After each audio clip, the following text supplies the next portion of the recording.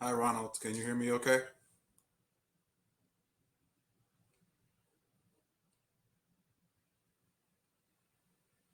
Awesome.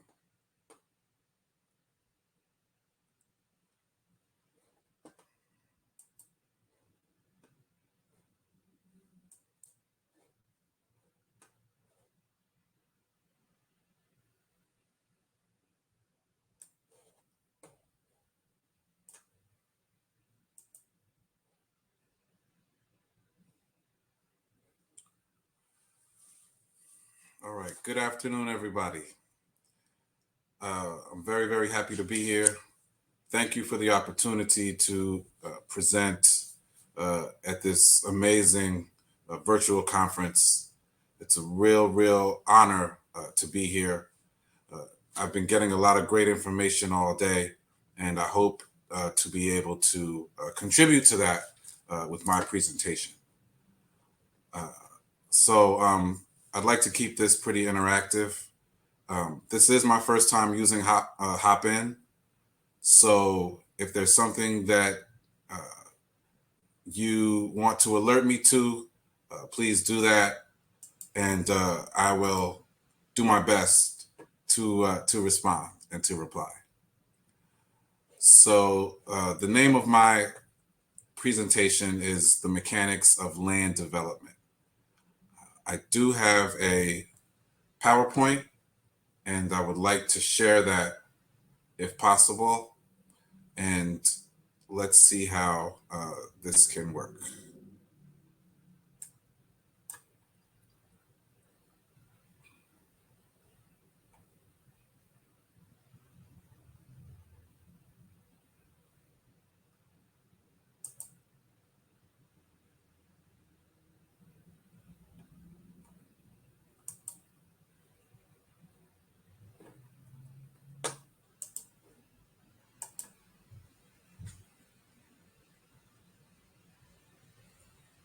Okay, so just let me know if you can see that, and if you can, then great.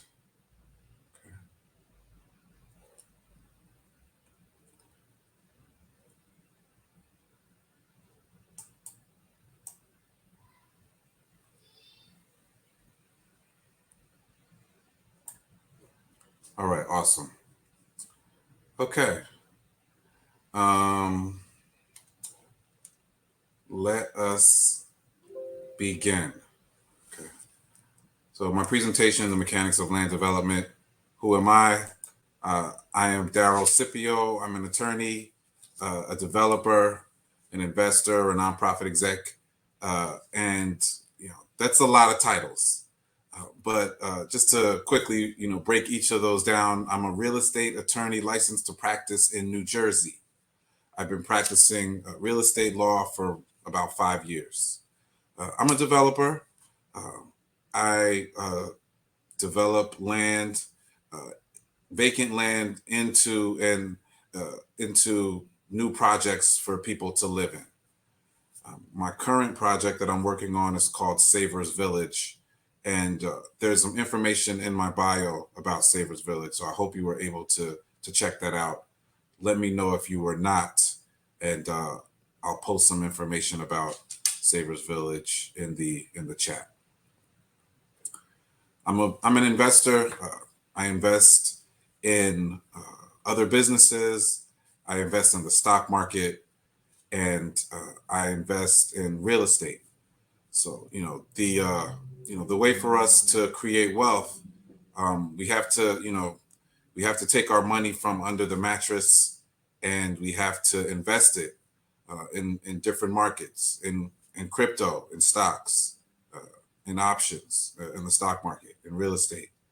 So that way, your money is working for you while you're sleeping. This is a very important concept, uh, and it's really the best way to secure our futures. You got to invest.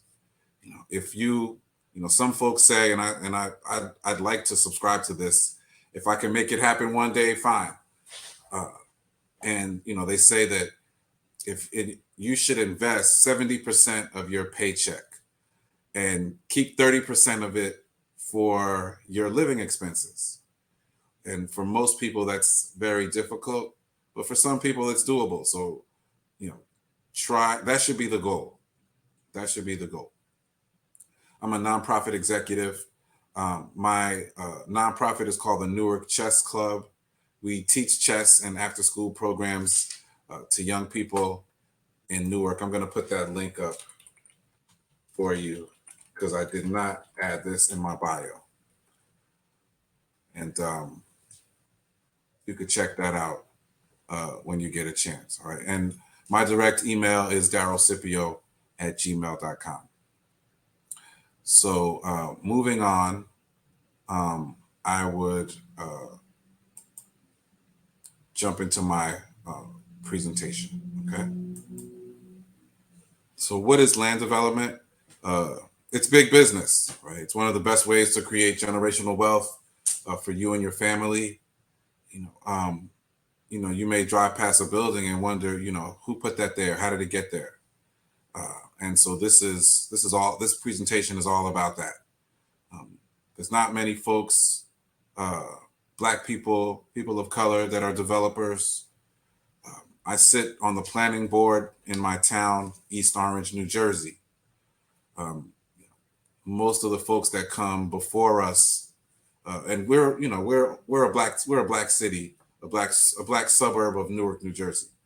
Most of the folks that come before us to develop anywhere from one family homes to 500 unit developments, most of them don't look like us.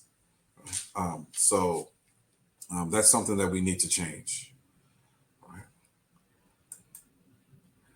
So getting into the meat, these are the steps to, and these are my steps. Everyone has a different way of doing things, but this is how I would propose to someone that's new, that's coming into real estate development, that wants to develop multifamily units. This is what I would say would be a good source of a good course of action for you. Set up your business, find the land, determine what can be built there. Talk to city planners about what can be and local residents about their plans. Hire an architect, get the plans approved by the city, write a proposal and pro forma, partner with an experienced developer, raise the money for your project, buy the land. We don't buy the land until step 10. Hire a contractor and construction company, complete construction, open your project. And then, finally, I'll spend some time just talking about how you make money. All right. So that's pretty much what we're going to go through today. Okay. I wanted to really just kind of get into the real meat of how to develop land and, really talk about where the rubber meets the road. So if I'm being a little bit too abstract, just, shoot a question in the chat so that I can be very, very specific and answer your specific questions about this. In 45 minutes to an hour, there's only so much that you can do. So I want it to be high level, but I want to be able to get into the weeds as well. And the best way to do that would be through your questions. So if you want to just listen to the presentation, great. And then ask your question at the end, that's fine. If you put your question in the chat, then I will answer it when I get a chance. But I'm looking forward to a great session. All right. I hope you are too. First, set up your business. Please don't start developing land without having your corporate entity set up properly. All right. You should hire a lawyer to make sure that you're setting up your business the right way. Hire an accountant to make sure your money's in order. Are you going to have an LLC? Are you going to have a corporation? Are you going to have an S corp? These are all things that you have to ask an attorney about and make sure that you're getting proper guidance on these types of things. You need to have an operating agreement for your business. Even if you're the only person in the business, you need an operating agreement. If you have partners, then you definitely need an operating agreement. In the beginning, when everything is fine, people say, you know, I don't need an operating agreement. But the operating agreement isn't for when everything is fine. The agreement is for when things aren't fine, right? When there's an issue, when there's a problem, when you need some direction, right? You know, nowadays you got to have a website, you got to have email, and you got to have social media. You got to use YouTube, you got to use videos, and you have to, you know, uh, present yourself on these platforms for, you know, potential folks that want to be involved with what you're doing. This is one way to do that. You know, my website for my real estate development Savers Village is DS Real DS Real Estate Investors.com. I'm gonna put that here. And also saversvillage.com.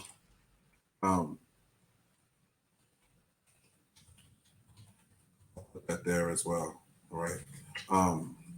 That's just a little bit about what I'm working on. Okay, so these things, set your business up, get that out of the way. Okay. Next, what you want to do is you want to find the land that you want to build on. Okay, so the best way to do that is, you know, talk to people that work for the city, talk to other developers in your town, get to know them, get to know who they are, drive around, you know, look for vacant land in the place that you want to build, you know, network with people that are into real estate, you know, on Facebook, you know, folks that are into, you know, economic empowerment, into land ownership, into that type of power. This is, you know, one of the best ways to find, you know, land that you're looking for. You know, go on Zillow. You know, use the different tools that are out there. You know, much of the city owned land, which is what I'm going to be talking about today a little bit. You have to actually go to City Hall, go to their property manager and say, hey, can I get a list of all the vacant land that's owned by the city? And then they'll, you know, they should have it. They'll give you a list, you know, take a look at those lots and determine, you know, which one is best for you to build, you know, what you have in mind.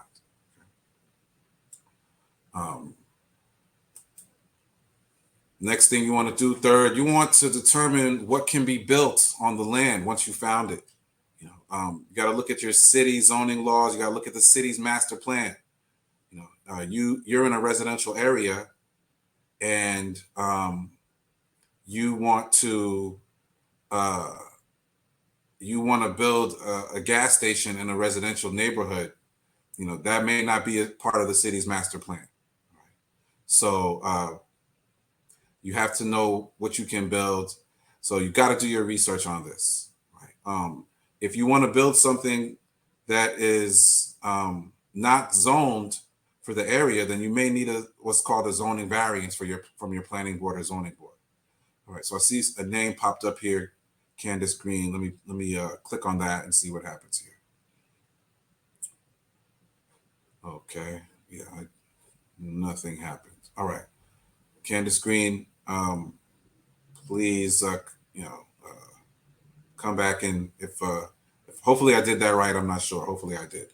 But you gotta figure out, you know, what can be built where, you know, if you want to open a bar or restaurant, you know, you have to make sure that it can be built in the area of your town that you want to build it in. All right. So you got to do some research, but your attorney, other developers, your planners, they can help you with that type of stuff. All right. Thank you, Levon. I appreciate that. Okay, let's move on. Fourth, talk to city and local residents. Once you find your land, you figure you know what you want to build there. Talk to the businesses and the people, the residents that live around the land that you want to build on. Let them know your plans. You don't want to start building something and then you have, you know, protests outside your construction site because the residents don't want that there. You should always talk to the folks that live in the neighborhood before, you know, let them know what you're doing, Get their input on your plans. Talk to the elected official of that ward or that district that you want to build in. Find out what his goals are for the future or her goals are. Don't work in a vacuum. It's a really, really good idea to get community and elected officials, city hall, get their buy-in, get their thoughts, get their approval before spending money to build something, and then you find out that they don't want it. You're gonna have opposition.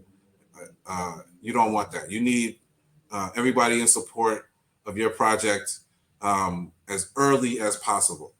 All right. Let's move on from there. Fifth, now it's time to hire an architect. All right. You got buy-in from the city. What are you going to put there? Are you going to put a 12-unit building, a 40-unit building, a 400-unit project, right? Hire an architect to create drawings or renderings, right? This is kind of like the first time you start spending money because you've talked to the city, you've figured out, what you want to do there at the land. All right, so let's start to put something together based on your vision, based on the city zoning laws, based on the community's wishes. And I have an asterisk next to city zoning laws because even if the land isn't zoned for what you want to do, you can still apply to build what you want there because the city very possibly can make an exception for what you want to build. So it's very important that you have that open communication with the city and the residents, because if the residents want something there, you want to build it, but it's not zoned for that, then you all can go to the city together and say, hey, this is something that everybody wants to see. Please, grant us the zoning variance to build it. Okay. All right, moving on. So, your architect, I would say, get someone that you really like their designs. Okay. Oh, how many did I skip here? Apologies for that. Let's all right. Fifth, hire an architect. That's what we just talked about. Okay. Sixth, you want to get your plans approved by the city. Okay. Once you have your architect, you go to the planning board, you go to the zoning board. You're going to need a couple of people to help you. You're going to need an architect, an engineer, a planner, an attorney, and you, the developer. In most places, your attorney will present your plans to the planning board. The planning board will ask questions, and they'll vote on whether or not you should build, or whether or not they're going to grant you the right to build what you want to build. The planning board, it's really like the last step in that process. Before you get to the planning board, you're spending a lot of time talking with the city planner, working with your engineer, your architect, your attorney, and to make sure that the plans meet the city goals and are something that the community wants. The planning board, they put the stamp on it, and they allow for you to go out and get construction permits, right, so that you can start to build. All right. Now, most times when you submit an application to your planning board or your zoning board, your application probably won't be heard for like 60 to 90 days. All right. So it could take some time for them to review everything. Okay. All right. Next, you want to once you get planning board approval, you want to make sure that you have a pro forma and a proposal regarding your project. So a pro forma, it's just a spreadsheet that describes when and how you're going to make your money. If you have you'll have a pro forma that that starts in year 1 and goes to year 15. And each year it discusses, how much you're going to collect in rent, by what percentage you're going to raise the rent, how much you're going to spend to build, how much you're going to spend each year on maintenance. What are your other expenses? What are your other sources of income? Parking, laundry room, all of these things you're going to talk about every source of income, every expense is going to go into your pro forma, and it's going to talk about, when are you going to finish paying off the loan that you took to build the project. When do your investors start to make money? Do they start to make money after the first year or after the fifth year?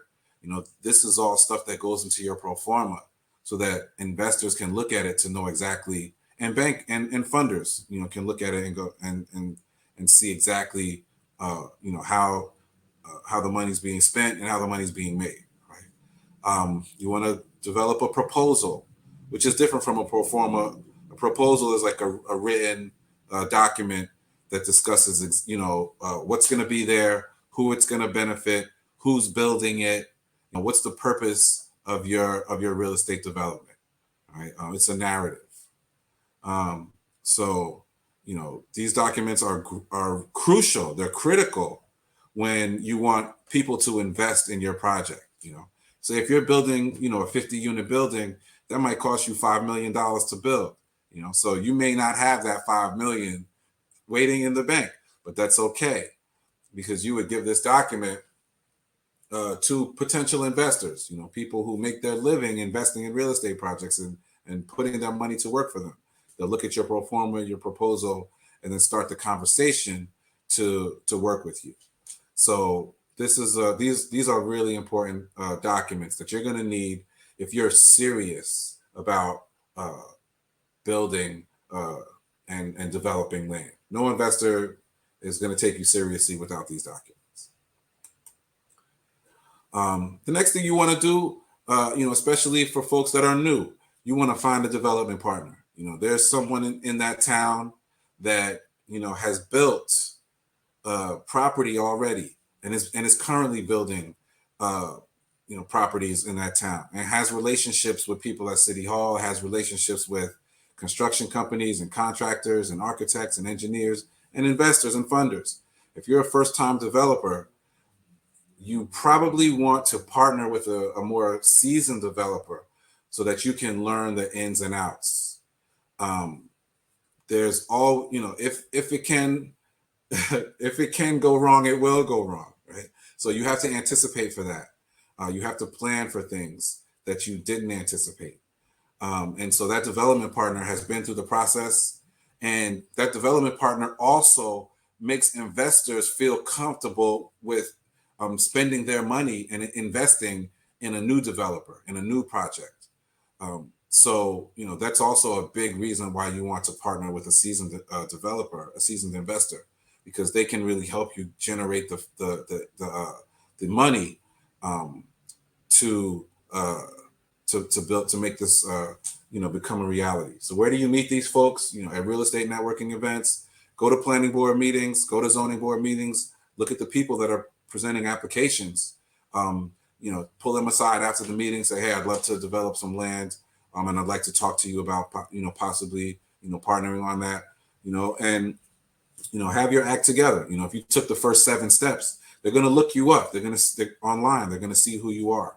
They're going to investigate the land. They're going to look at your pro forma and your proposal. So, have all those things in place, before you start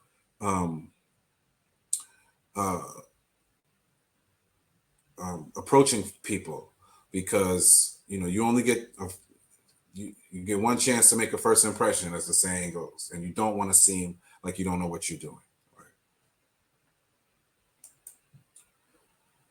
All right, so we spoke about that 50-unit building, that $5 million that you're going to need. You may not have it, right? So how do you raise it? You network with investors, you crowdfund, online.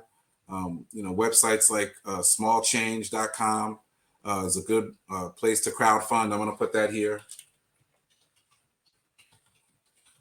It's crowdfunding for socially responsible real estate in developments. And that's specifically what Small Change does. So there's a place for you to crowdfund your project, regardless of what you want to do. Friends and family, that rich uncle, hit him up. Institutional lenders. These are folks that invest $100 million invest in $100 million projects. You know, and then local real estate investors also. Folks that are accredited and non-accredited. Accredited is folks with $200,000 annual income and at least $1 million in assets. So you want to potentially reach out to those folks at all. One thing I want to note, that investors invest in people. So you might have the greatest project, but the investor is going to look at you and say, all right, is this someone that I trust, that I want to invest my money with? Do they know their project? Do they present well? Do they know what they're doing? Right. And so, once you establish that, institutional lenders and banks, it's easier for you to get a loan, to get to get a $5 million loan to build a 50-unit building, than it is to get $400,000 to build a 3-family. Why is that? Because like I say in the slide, the loan is based on the value of the asset. So it's really based on your experience, the value of the asset, and your ability to get the job done, and the investor's belief in your ability to get the job done. But you can raise 5 million, you can raise 100 million to get your project. So you don't have to have it. You don't have to. But you are going to have to personally guarantee the money, though. So a big part of this is really believing in yourself as well. Okay. So that's the ninth. That's the ninth step. 10th. So I think we're ready. We got the money now. We're ready to buy the land. Before we buy the land, we need to do what's called a phase 1 environmental study. All right. A phase 1 environmental study. That is the study that you'll hire an environmental company to do, and that study will tell you everything about the land from when records began to be kept on the land. So, was there ever a warehouse on the land? Was there a pharmaceutical company on the land? Is the soil clean? Are there oil tanks underneath the ground? These are all things that you want to know before you purchase the land, because you don't want to purchase the land and then find out that it's been contaminated by asbestos or lead or chromium or mercury, and that you're responsible now for cleaning it up before you can build your project. And many projects have died because developers didn't do their proper due diligence before they purchase the land. So it's really, really important that you do that.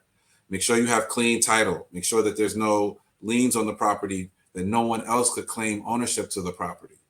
Hire a real estate attorney to help with that if you haven't already. Make sure you also apply for a tax abatement.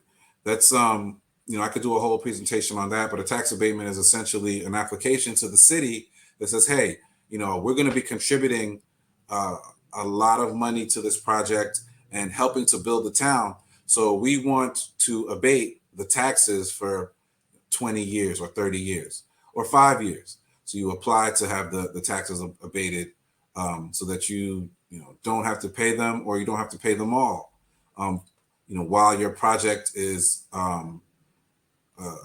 being built and while your project is generating revenue for you and your investors.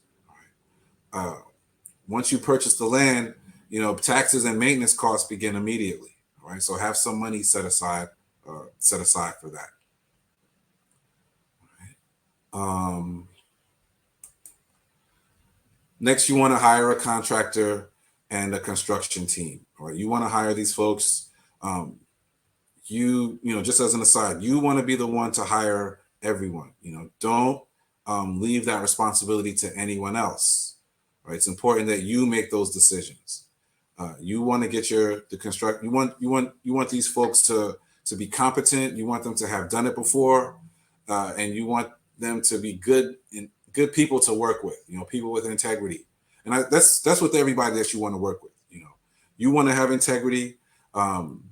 You want to be someone that doesn't lie, cheat, or steal, and that's who you want in your circle. That's who you want on your team. So pray for that, and go with your gut, because if you have a feeling that someone is a good person and that you can work with them, trust them but verify. And if your vibe is telling you that somebody's not the person for you to work with, trust that as well. Okay, because this contractor and this construction team, they should be competent enough to get construction plans approved by the city, get all the necessary and relevant permits, to create the construction schedule, to manage it. For you, you want to be there all the time because this is your project. All right. Moving along. Next thing you want, once you build, then you want to open your doors. All right. After you build, the city's going to come out. They're going to give you, they're going to inspect your property. They're going to give you what's called a certificate of occupancy. Once you get that, congratulations, you have completed your project, and you have spent all of your investors' money, and you are liable for that. You're responsible for that. But congratulations. All right. So the next thing that you want to do is you want to make sure that you start to put this property on the market so that you can generate revenues for your investors and for yourself. Okay. So, you build a building. How do you make money? All right. These are 4 ways that you can make money. There are many other ways, but these are 4 pretty solid and time-tested ways that you make money on your real estate development. 1, rental income. Okay. Your tenants are going to pay rent every month. All right. And a portion of that rent, most likely, half of that rent is going to go towards all of your expenses. And, hopefully the other half is going to go towards profit. All right. And don't forget, you also have to use that rental money to pay back your investors as well. All right. Second way that you make money is through the appreciation. All right. When you purchase the land, you may have purchased the land for $300,000, and you put your building on there. Now it's worth $10 million. All right. So if you sold the property, you would make $10 million. Because the land appreciated, now you may want to refinance your loan that you took out to acquire and build the property. Now you actually have an asset that's worth something, and then you may be able to get a lower interest rate, and then so once you refi, you can use that money to pay back some investors, to pay yourself as well, and to take money out of the property. All right. Finally, you make money when you sell. All right. You've improved the quality of the land. You've improved the quality of the area, and you've created value for the neighborhood, and that comes with a price. So when it's time to sell, you put your property on the market, and you pay back all your investors, you pay back all your lenders, and you take the profit for yourself. All right. And so these are 4 ways that you're able to make money out of many ways. All right. All right. So that's the end of my presentation that was done. I hope it was helpful. I tried not to talk too long. Do we have any questions? And if there's some way that I can put you on the stage, then please let me know, so that we can have a discussion, have a face-to-face. I will be happy to do that with anyone that wants to ask me some questions. And thank you for your attention. Thank you, Terrence, Mr. Wyatt. I appreciate that. Thank you, Levon, Ms. Gray. Thank you. Thank you, Mr. Bogan, Ronald. I appreciate that. I really hope that I hope to try to bring some value to this wonderful day.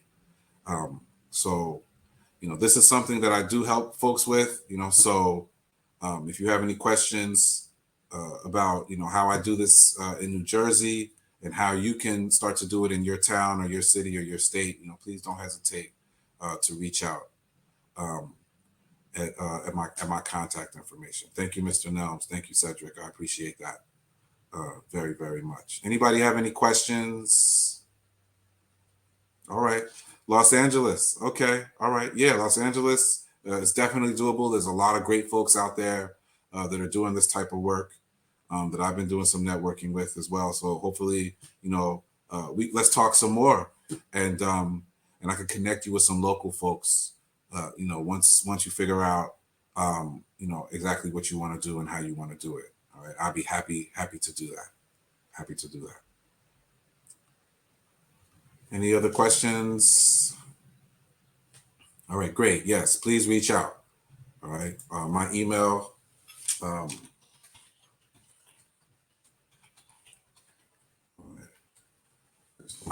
the chat. Please don't hesitate to reach out. All right. Let's see here. All right. Any other questions from anybody?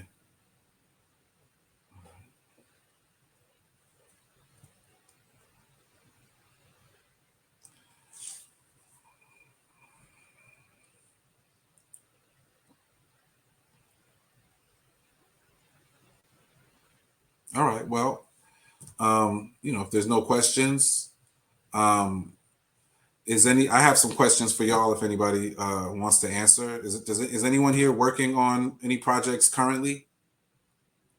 Anyone here working on a real estate development project, a land development project that they want to share, they want to talk about, they want to share with us? Anyone working on it currently?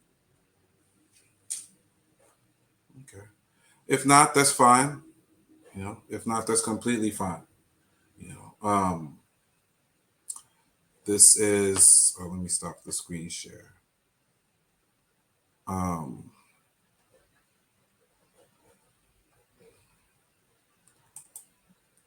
This is something that we need to start doing a lot more of this. We don't do enough. This stuff happens around us. It happens to us. It doesn't happen with us.